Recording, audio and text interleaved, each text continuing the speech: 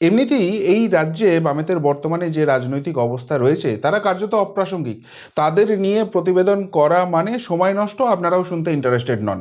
কিন্তু নবান্নের fish fry প্রেমী এই বামেরা গতকাল যে কাণ্ডটি ঘটালেন তারপর নিশ্চিত করে বলে দেওয়া যেতে পারে যে এই বাংলায় 2026-এ বিজেপির আশা নিয়ে যেটুকুনি আশঙ্কা ছিল না সেইটুকুনিও দূর হয়ে গেল। বিজেপি অন্তত 180 আসন নিয়ে এই রাজ্যে ক্ষমতায় আসছে এবং যে ভোটটা পাচ্ছিল সেখান থেকে অন্তত 3-4% ভোট তাদের বৃদ্ধি পেতে চলেছে। কেন এত জোর দিয়ে কথা বলছি? কেননা বামেরা যে হিন্দু বিরোধী এবং তাদের যে হিন্দু ভোটটা রয়েছে তাদের কিন্তু এবার ভাবার সময় এসে গেছে। তাদের কাছে দুটো অপশান রয়েছে। এই বামেদের সঙ্গ দেওয়া মানে, তাদের সঙ্গে থাকা মানে, তাদের ভোট ব্যাংক হয়ে থাকা মানে তারা হয় হরগোবিন্দ দাস চন্দন দাস হবে, যেখানে জেহাদিরা এসে তাদের কুপিয়ে দিয়ে চলে যাবে এবং প্রশাসন চুপ করে থাকবে, তাদের দলের আইনজীবীরাই তাদের বিপক্ষে লড়বে। আর না হলে বাঁচতে হলে বিজেপিকে ভোট দিতে হবে। যদি এই রাজ্যে হিন্দু হও, বাঁচতে চাও, বিজেপিকে ভোট দাও। এর বাইরে বামেদের হিন্দু ভোটারদের আর কোনো অপশান নেই। কেন বলছি এতগুলো কথা? আজকে একটা বিস্ফোরক এপিসোড হতে চলেছে। এক এক করে আজকে অনেক জিনিস দেখাবো, খুব গুরুত্বপূর্ণ। সেকুলারিজমের চশমাটা খুলে মন দিয়ে ভালো করে সেই জিনিসটা দেখুন। গতকাল একটা খবর সামনে আসে, মিডিয়াতে রীতিমতো হইচই পড়ে যায়। আমি খুব পেশেন্টলি ব্যাপারটা দেখছিলাম, কারণ আবারও বললাম বামেদের নিয়ে প্রতিবেদন করে সময় নষ্ট করার মতো সময় নেই, কিন্তু এটা অত্যন্ত ক্রুশিয়াল। এটা শুধুমাত্র বামেদের নিয়ে প্রতিবেদন নয়, এই রাজ্যের হিন্দুরা যে কত ভয়ঙ্কর বিপদে আছে এবং তাদেরকে আরও কত ভয়ঙ্কর বিপদের মুখে এই বামেরা ফেলে দিতে চলেছে, সেই জন্যই এই প্রতিবেদনটা করতে হচ্ছে। নিউ টাউনের হোটেলে সেলিম হুমায়ুন বৈঠক, জোট নিয়ে দীর্ঘ আলোচনা। বেরিয়ে কি বললেন কবির, কি করবে সিপিএম? গতকাল সিপিএমের রাজ্য সম্পাদক মোহাম্মদ সেলিম গিয়েছিলেন হুমায়ুন কবিরের সঙ্গে বৈঠক করতে আসন্ন 2026-এর নির্বাচন নিয়ে, এবং সেখান থেকে বেরিয়ে তিনি যখন বুঝে গেছেন, কেস খেয়ে গেছেন, তখন সেই জায়গা থেকে বলেছিলেন যে তিনি নাকি মন বুঝতে গিয়েছিলেন। কিন্তু শুধুই কি মন বুঝতে গিয়েছিলেন, নাকি এই বাংলার বাঙালি হিন্দুদের বৃহত্তরে বিপদে ফেলার ষড়যন্ত্রে সামিল হতে গিয়েছিলেন? সেই প্রশ্নটা উঠে যাচ্ছে। কেন উঠছে এই প্রশ্নটা? কোন হুমায়ুন কবিরের সঙ্গে বৈঠক করলেন মোহাম্মদ সেলিম? যে হুমায়ুন কবির বলেছিলেন যে হিন্দুদের কেটে ভাগীরথী জলে 2 ঘন্টার মধ্যে ভাসিয়ে দেবেন, অর্থাৎ কতখানি চরম হিন্দু বিরোধী হুমায়ুন কবির, ওই স্টেটমেন্ট থেকেই কিন্তু পরিষ্কার হয়ে গেছে। কোন হিন্দু, কোন হুমায়ুন কবির? যে বিজেপিকে এই বামেরা গালাগাল দেয় যে চূড়ান্ত সাম্প্রদায়িক বলে, সেই বিজেপির ঘর করে আসা হুমায়ুন কবির তার সঙ্গে বৈঠক করতে গিয়েছিলেন। এবং তার থেকেও মারাত্মক তথ্য হচ্ছে যে হুমায়ুন কবির বাবরি মসজিদ করতে চলেছেন। এখন বাবরি মসজিদ করতে চলেছেন, এটা তো অনেকদিন আগের প্রসঙ্গ। এটা নিয়ে নতুন করে কথা বলছি কেন? বলছি তার কারণ এই বাবরি মসজিদ শব্দটার মধ্যেই এই রাজ্যের হিন্দুদের জন্য কি চূড়ান্ত ভয়ঙ্কর বিস্ফোরক বিপদ অপেক্ষা করছে সেইটা লুকিয়ে আছে। এটা শুধুমাত্র বাবরি মসজিদ নয়, এই রাজ্যের হিন্দুদের একদম শেষ করে দেওয়ার, নিকেশ করে দেওয়ার একটা যুদ্ধ। কেন বলছি? এক এক করে এই জায়গাটা আমি ডিটেলসে দেখাবো। তারপর সেলিমের যে কাণ্ড কারখানা সেটা তো অবশ্যই বলবো। প্রথমেই আমি যে জায়গাটা আপনাদের সামনে দেখাবো সেটা হচ্ছে এই যে বাবরি মসজিদ শব্দটা ব্যবহার করা হচ্ছে, এই বাবরি কে? অনেকের মধ্যেই একটা ভুল ধারণা আছে, বা একটা ধারণা আছে যেটা বাবরের নামে এই মসজিদটা তৈরি করা হচ্ছে। সত্যি কি বাবরের নামে তৈরি করা হচ্ছে, নাকি বাবরের এক বয়ফ্রেন্ড ছিলেন, একজন ছেলে বন্ধু ছিলেন, যাকে দেখে বাবর খুব উত্তেজিত হয়ে পড়তেন, সেই বাবরির নামে এই মসজিদ? বাবরের সঙ্গে এর কোনো সম্পর্ক নেই। কেন বলছি? না, আমার মনের মাধুরী মেশানো কোনো কথা বলবো না, একদম প্রমাণ দিয়ে, প্রমাণ ছাড়া, তথ্য ছাড়া আমি কথা বলি না, আমি সেটাই দেব। গুগলে সার্চ করুন, আমার কথা বিশ্বাস করার দরকার নেই। সেখান থেকে কে বাবরি সেই আইডিয়া আপনারা পেয়ে যাবেন। Based on his autobiography Baburnama, অর্থাৎ বাবরের যে আত্মজীবনী রয়েছে বাবরনামা, সেখানে তিনি নিজে লিখছেন, Mughal emperor Babur displayed feelings for both women and men. নারী এবং পুরুষ দুজনের প্রতি যে তার সমান ভালোবাসা, সমান একটা ভালোবাসা, মানে এই ভালোবাসা সেই ভালোবাসা নয়, এই ভালোবাসা, যে ভালোবাসাটা বুঝছেন সেই ভালোবাসা, সেটা বাবর নিজের আত্মজীবনীতে লিখে যাচ্ছেন। He detailed a passionate love for a male camp follower name Babri. Babri নামে তার একজন অত্যন্ত প্রিয় পাত্র ছিলেন, একজন খুব ভালো ছেলে বন্ধু ছিলেন, যার সঙ্গে খুব তিনি ইন্টিমেট ফিল করতেন। Strange inclination and immense passion for a boy name Babri. বারবার এই শব্দটা কিন্তু তিনি তার আত্মজীবনীতে লিখেছেন। He was too bashful to speak to Babri directly and experience intense agitation and excitement when near him. এই বাবরি তার কাছে পৌঁছলেই তার মধ্যে চরম উত্তেজনা তৈরি হয়ে যেত। সুতরাং বাবরি নামটা আর বাবর নামটার মধ্যে একটা সম্পর্ক রয়েছে এবং খুব ঘনিষ্ঠ সম্পর্ক রয়েছে। এবার মাথায় রাখুন যে বাবর যখন তার আত্মজীবনী লিখছেন তার নাম দিচ্ছেন বাবর নামা, বাবর ই নামা বা বাবরি নামা লিখছেন না, কিন্তু যখন মসজিদ হচ্ছে সেটার নাম হয়ে যাচ্ছে বাবরি মসজিদ। তাহলে এটা কি বাবরের নামে লেখা হচ্ছে নাকি বাবরির নামে লেখা হচ্ছে, বাবরির নামে তৈরি হচ্ছে, এই জায়গাটা তৈরি হচ্ছে। এরপরে আমি যে পরের সেগমেন্টটা দেখাবো, পরের অংশটা আপনাদের দেখাবো, সেটা আরও বিস্ফোরক। এখানে আমি পরিষ্কারভাবে জিজ্ঞেস করেছিলাম গুগলকে এবং সেখান থেকে যে তথ্য উঠে আসছে যে বাবরি মসজিদ কি সত্যিই বাবরের নামে তৈরি হয়েছে নাকি তার বয়ফ্রেন্ড বাবরির নামে তৈরি হয়েছে। তখন বলা হচ্ছে যে এখানে সেরকম কোনো রেফারেন্স পাওয়া যায় না, কিন্তু এটা Mir Baqi, a commandant of Mughal emperor Babur, তিনি তৈরি করেছিলেন in Babur's order. Babur order দিয়েছিলেন, নির্দেশ দিয়েছিলেন এবং মীর বাকি এটা তৈরি করেছিলেন। এবং সবথেকে বড় একদম নিচের অংশটা যেখানে লিখেছি, the mosque was often refer to as মসজিদ ইজ জন্মস্থান। জন্মস্থান এই শব্দ কি সত্যি মুঘল এম্পায়ারের সঙ্গে যায়? জন্মস্থান মানে বুঝতে পারছেন, এটা হিন্দু শব্দ, সেইটাকে নিয়ে আসা হচ্ছে 1940 এবং তারপর এটাকে বদলে দিয়ে বাবরি করা হচ্ছে। তো বাবর মসজিদ নাম দিতে পারতেন তো, বাবর নির্দেশ দিয়েছেন, মীরবাকি তৈরি করেছেন, এর নাম বাবর মসজিদ হতে পারতো। বাবর মসজিদ তো হয়নি, বাবর নামাজ এরকম হয়েছে, বাবরি মসজিদ হয়েছে। এবং এখন এর আগের যে ইতিহাসবিদরা ছিলেন তারা জানেনি, এটাকে সাপ্রেস করার চেষ্টা করতেন, কিন্তু আধুনিক যারা ইতিহাসবিদ রয়েছেন তারা কিন্তু এই থিওরিতে ক্রমশ এগিয়ে যাচ্ছেন যে এটা বাবরের নামে নয়, বাবরির নামেই তৈরি হয়েছিল। এর থেকেও মজার ব্যাপার আপনাদের দেখাই যে ধরে নিলাম এই বাবর বাবরি আমি সম্পর্কের মধ্যে গেলাম না, তাহলে নিশ্চয়ই বাংলার জন্য বাবরের নামেই হয়েছে, বাবরির নামে হয়নি। এটা বাবর ই মসজিদ এটার নাম, ঠিক আছে। তাহলে এই বাবর নিশ্চয়ই বাংলার জন্য দুরন্ত কিছু কাজ করেছেন, যে জন্য হুমায়ুন কবির উঠে পড়ে লেগেছেন যে তিনি এই বাবরের নামেই পশ্চিমবঙ্গে একটা মসজিদ করবেন। খুব ভালো মানুষ ছিলেন নিশ্চিত, কিন্তু সেখানে কি বলছে রিসার্চ বলছে যে না, এরকম কোনো ব্যাপার ছিল না, পশ্চিমবঙ্গের সঙ্গে বাবরের কোনো রকম কোনো সম্পর্ক নেই। Mughal emperor Babur did not directly enter or rule the heartland of West Bengal, কোনোদিন পা রাখেননি এবং ডিরেক্টলি আমাদের পশ্চিমবঙ্গ, আজকের যে পশ্চিমবঙ্গ, সেখানে বাবরের পা পড়েনি। পশ্চিমবঙ্গের নিয়ারেস্ট কোথায় ছিলেন? হ্যাঁ, তিনি তখন অবিভক্ত বাংলার যিনি শাসক ছিলেন সুলতান নাসিরউদ্দিন নুসরত শাহ, তাকে হারিয়েছিলেন একটি যুদ্ধে, এবং তারপর তার যে সোলজার বাহিনী রয়েছে, তার যে অ্যাডমিনিস্ট্রেশন আছে, সেটা বঙ্গভূমে প্রবেশ করেছিল, কিন্তু মাথায় রাখতে হবে সেটা অবিভক্ত বঙ্গভূম। এবং আজকের দিনে his campaign solidified Mughal control up to the frontier of Bengal around Bihar অবধি তার সাম্রাজ্য এসেছিল। এই পশ্চিমবঙ্গের সঙ্গে এই বাবরের কোনো রকম কোনো সম্পর্ক নেই। তাহলে হুমায়ুন কবির এত মরিয়া হয়ে গেছেন কেন বাবরি মসজিদটা করার জন্য? নিশ্চয়ই বাবর একজন ভীষণ বড় সন্ত ছিলেন, খুব ভালো মানুষ ছিলেন, এই রাজ্যের জন্য, এই দেশের জন্য দুরন্ত কিছু কাজ করেছেন। হিন্দু মুসলিম কোনো রকম বিভেদ তিনি করেননি, প্রচণ্ড রকমের সেকুলার মানুষ ছিলেন, সকলের উন্নয়নের জন্য দুর্দান্ত কাজ করেছেন, এরকম ব্যাপার তো নিশ্চয়ই। সেই জন্যই তো এই বাবরকে এতদিন বাদে কবর খুঁড়ে বার করে এনে হুমায়ুন কবির এখানে মসজিদ করতে চাইছেন না। আসল সত্য আপনাকে চমকে দেবে। আসল সত্যটা কি?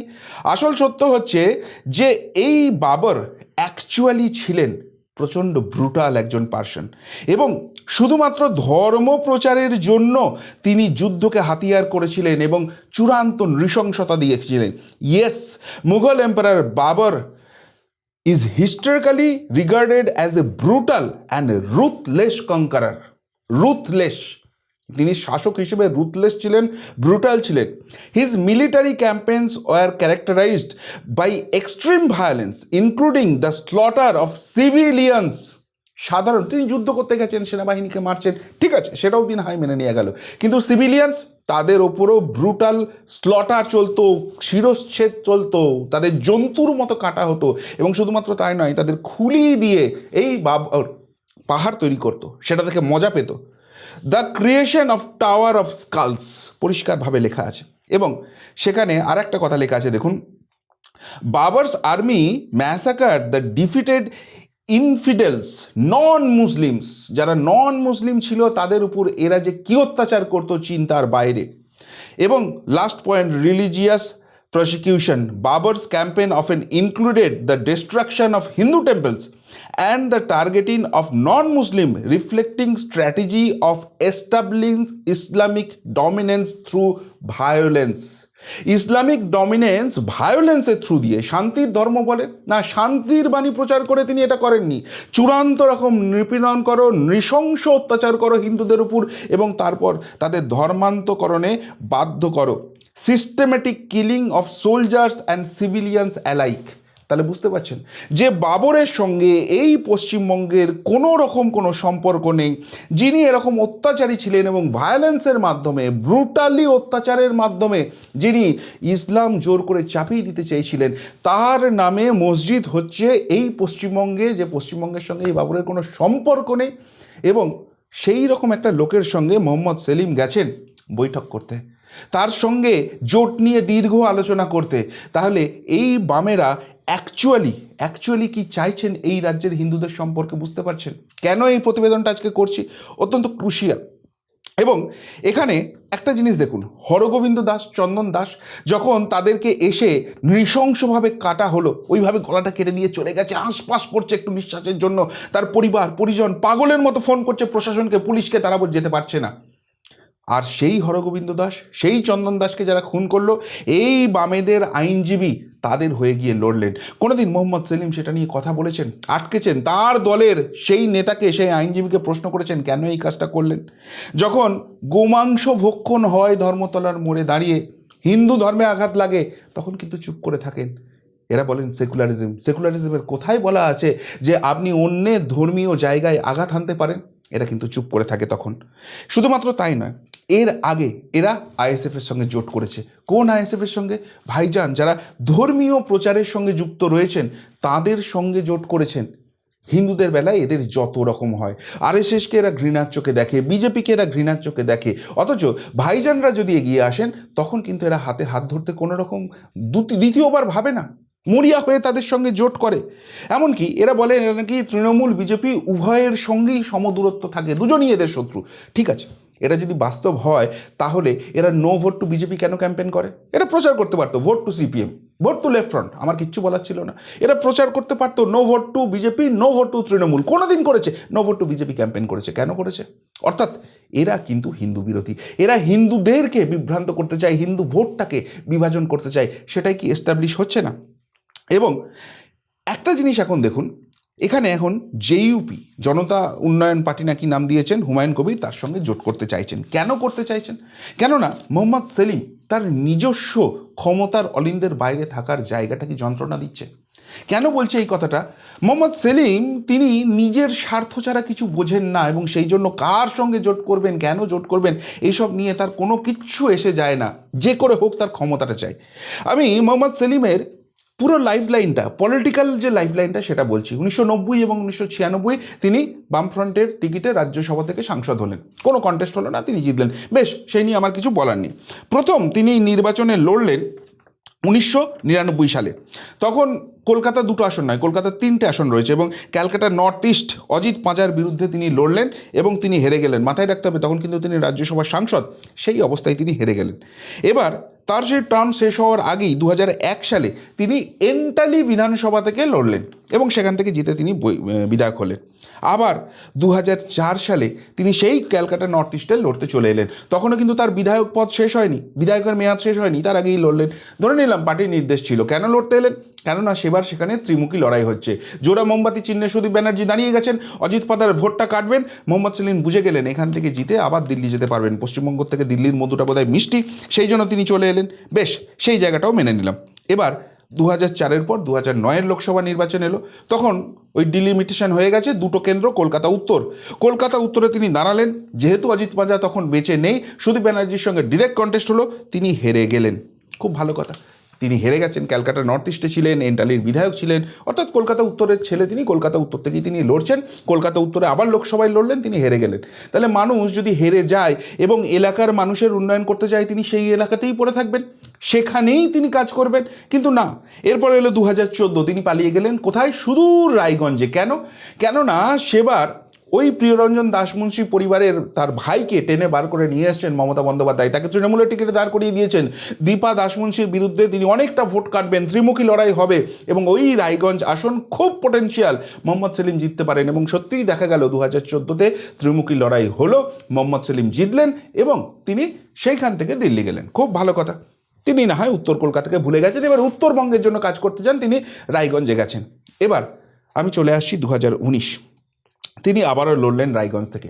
সেবারও ত্রিমুখী লড়াই হওয়ার সম্ভাবনা এবং ত্রিমুখী লড়াই হলো, কিন্তু এবার বাজিমাত করলো বিজেপি। এখান থেকে জিতে গেলেন দেবশ্রী চৌধুরী, তিনি কেন্দ্রে গেলেন, মন্ত্রী হলেন। সেলিম হেরে গেছেন, মোহাম্মদ সেলিম হেরে গেছেন রায়গঞ্জ থেকে। তাহলে হেরে গিয়ে তিনি নিশ্চয়ই উত্তরবঙ্গেই মাটি কামড়ে পড়ে থাকবেন, কিন্তু না। 2021-এর বিধানসভা হলো কলকাতা উত্তর পূর্ব, জয়নামদিন, এন্টালি, সেখান থেকে চলে গেলেন রায়গঞ্জ। এবার 2021-এ তিনি পালিয়ে এলেন কোথায়? চলে এলেন চণ্ডীতলায়। কেন ওখানেও একটা ত্রিমুখী লড়াই হওয়ার সম্ভাবনা ছিল, ওখানেও সংখ্যালঘু ভোট আছে, মোহাম্মদ সেলিম জিততে পারেন। এরপর তিনি এমনি তো শূন্যতার দল হয়ে গেছে, তাকে পার্টি সম্পাদক করা হলো। খুব ভালো কথা। জেনারেলি সিপিএমের যারা রাজ্য সম্পাদক হন তারা নির্বাচনে লড়েন না, কেননা তারা তো মাস্টার মাইন্ড, তারা পুরো নির্বাচনটা দেখেন। কিন্তু এবারে 2024-এর নির্বাচন যখন এলো, খুব আশা জাগলো, খুব একটা পজিটিভ রিপোর্ট এলো মুর্শিদাবাদ নিয়ে। মুর্শিদাবাদ কেন্দ্র থেকে তিনি লড়তে চলে গেলেন। ভাবুন একবার, কলকাতা উত্তর, এন্টালি, সেখান থেকে রায়গঞ্জ থেকে চণ্ডীতলা থেকে মুর্শিদাবাদ, গোটা বঙ্গটা ভ্রমণ করছেন। হ্যাঁ, টেকনিক্যালি তিনি পারেন, ভারতীয় সংবিধান অনুযায়ী পারেন, সেই জন্য দাঁড়িয়েছেন। কিন্তু নীতি নৈতিকতার প্রশ্নে তিনি যে এলাকায় হেরে যাচ্ছেন, যেখানকার মানুষ তাকে প্রত্যাখ্যান করছেন, মানুষকে ভুলে যাচ্ছেন। নিজে যেখান থেকে জিততে পারবেন সেইখানে ছুটে যাচ্ছেন। আর সেই জন্যই এবারও কি তিনি হুমায়ুন কবিরের কাছে ছুটে গেছেন? সেই কারণেই। কোন হুমায়ুন কবিরের কাছে ছুটে গেছেন? যে হুমায়ুন কবির একটা বৃহত্তর মুসলিম জোট চান, তিনি আইএসএফের সঙ্গে কথা বলার মরিয়া চেষ্টা করছেন, সেই জোটে আইমিমকে নেওয়ার চেষ্টা করছেন। এরা কারা? শুধুমাত্র মুসলিম সম্প্রদায়কে সামনে রেখে যারা রাজনীতি করছেন, সেই জোটে সামিল হওয়ার মরিয়া চেষ্টা করছে বামেরা। তাহলে এই যে বৃহত্তর জোটটা তৈরি হবে, বুঝতে পারছেন এরা কি অবস্থায় হবে? এরা যদি বাই চান্স ক্ষমতায় এসে যায়, ছেড়ে দিন, আমি ধরে নিলাম এরা চালিকা শক্তি। অর্থাৎ 2026-এর যে নির্বাচনটা হলো, সেখানে এরা 20-22টা আসন পেয়ে গেছে সবাই মিলে। এই হুমায়ুন কবির, এই আইমিম, এই আইএসএফ, এই বামেরা, এরা জোট করেছে করে 20-22টা আসন পেয়ে গেছে। এবং ওই 20-22টা আসনের সমর্থন না পেলে তৃণমূল কংগ্রেস এই রাজ্যে সরকারে আসতে পারবে না, ক্ষমতা দখল করতে পারবে না, এবং বিজেপিও ক্ষমতা থেকে কিছুটা পিছিয়ে আছে। এই অবস্থায় নিশ্চয়ই এই জোট ভেঙে বা এই জোটের থেকে কেউ বিজেপিকে সাপোর্ট করবে না, এরা সাপোর্ট করবে তৃণমূল কংগ্রেসকে। অর্থাৎ তৃণমূল কংগ্রেস সরকার চালালেও বকলমে সেই সরকারের চালিকা শক্তি হবে এই জোট। এখন এই অবস্থায় রাজ্যে মালদা হচ্ছে, মুর্শিদাবাদ হচ্ছে, মহেশতলা হচ্ছে, হিন্দুদের উপর এই অত্যাচার চলছে।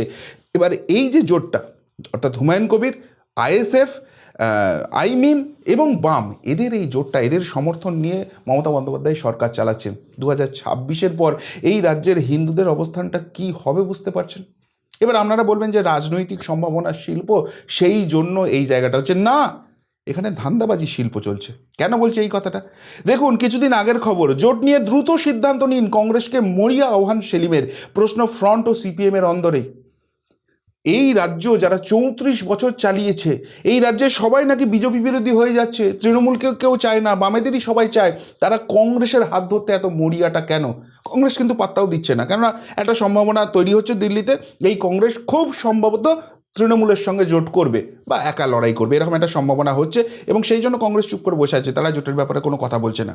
এমনকি মুখের উপর কংগ্রেস বলে দিচ্ছে, অহেতুক মাথা ঘামানো বন্ধ করুন, সেলিমকে তো কংগ্রেসের জোট কি তাহলে হচ্ছে না? অর্থাৎ কংগ্রেসের সঙ্গে যেহেতু জোট করার সম্ভাবনা নেই, একা লড়ে শূন্য থেকে মহাশূন্যের দিকে যেতে হবে, তাই কোনো কিছুর আর ধার ধারছি না, বিজেপিকে আটকাতে হবে। আর সেই জন্যই হুমায়ুন কবিরের সঙ্গে হাত ধরছি। কোন হুমায়ুন কবিরের সঙ্গে? যে হুমায়ুন কবির আইমিমের সঙ্গে জোট করতে চায়, যে হুমায়ুন কবির আইএসএফের সঙ্গে জোট করতে চায়, একটা বৃহত্তর মুসলিম জোট তৈরি করতে চায়, তাদের হাত ধরতে চাইছে। তাহলে এই অবস্থায় সত্যিই যে হিন্দু বাম ভোটেরা এই মোহাম্মদ সেলিমদের ভোট দেবেন, জেতাবেন বা জেতাবার চেষ্টা করবেন, 2026-এর পর তারা ঠিক থাকতে পারবেন তো? হরগোবিন্দ দাস চন্দন দাস হয়ে যাবেন না তো? এবং যখন হরগোবিন্দ দাস চন্দন দাসের মতো আক্রান্ত হবেন, তখন আপনার দলের ওই নেতা আইনজীবীরা, আপনাদের যারা খুন করে চলে যাচ্ছে, আপনাদের উপর যারা অ্যাটাক করছে, যেভাবে হরগোবিন্দ দাস চন্দন দাস খুনিদের বাঁচাতে চেয়েছিল সেইভাবেই লড়বে। এবং তারপর মোহাম্মদ সেলিমরা, গোটা পার্টি চুপ করে বসে থাকবে। তাহলে বামেদের যে হিন্দু ভোটটা আছে, তারা কোথায় যাবে? তাদের এখন একটাই অপশান রয়েছে, সেই অপশানটার নাম বিজেপি। যদি তারা দেয় খুব ভালো, এবং বিজেপি যদি পরিবর্তন করতে চায় বেঁচে যাবে, আর যদি না দেয়, যদি না পরিবর্তন হয়, তাহলে হ্যাঁ, ওই হরগোবিন্দ দাস, ওই চন্দন দাস হওয়ার জন্য তৈরি থাকুন। এবার কেন বলছি বিজেপির আসনটা সিকিওর হয়ে গেল? দেখুন, 2024-এ বিজেপির এমনিতেই প্রচণ্ড খারাপ ফলাফল হয়েছে, বাংলায় তো বিশেষ করে 18 থেকে 12 নেমে গেছে, কিন্তু এটা উপরটা বলা হয়, ভেতরটা বলা হয় না। ভোট শতাংশে কিন্তু বিজেপি 39% দাঁড়িয়ে আছে, তৃণমূলের থেকে 7% মতো কম। এবার এসআইআর ফার্স্ট রাউন্ড যেটা দেখিয়েছে 58,20,000 গেছে, যেটাকে বিজেপি বলছে ছাপ্পা ভোট, সেটা যদি মাইনাস হয়, ইতিমধ্যেই কিন্তু তৃণমূলের ভোট বিজেপির থেকে নিচে নেমে চলে এসছে। এখন আমি ধরে নিলাম যুক্তির খাতিরে যে না না, ওইটা এমনিই বাদ গেছে, ওটাতে তৃণমূল কোনো রকমের কোনো এফেক্টেড হয়নি। এখন এখানে যে ভোটটা দেখাচ্ছে সেখানে দেখুন বামেদের কিছু দেখায়নি, কারণ ওরা শূন্য পেয়েছে। শূন্য পাওয়া লোকেদের এখানে উইকিপিডিয়াও দেখাচ্ছে না। তো যাই হোক, যদি সেই জায়গাটা বাদও দিই, বামেদের হাতে এখন 5.5-6% মতো ভোট আছে। এর মধ্যে ম্যাক্সিমামই 4-4.5% ভোট হচ্ছে হিন্দু ভোট, এবং বাকিটা ওই কিছুটা 1.5%-এর কাছাকাছি রয়েছে মুসলিম ভোট। অ্যানালিসিস করে সেটাই বেরোচ্ছে। তো সেই জায়গা থেকে এই 4-4.5% ভোটের যদি কিছুটাও 2%, 1%ও বিজেপির দিকে চলে আসে, বিজেপির ভোটটা কিন্তু বাড়বে।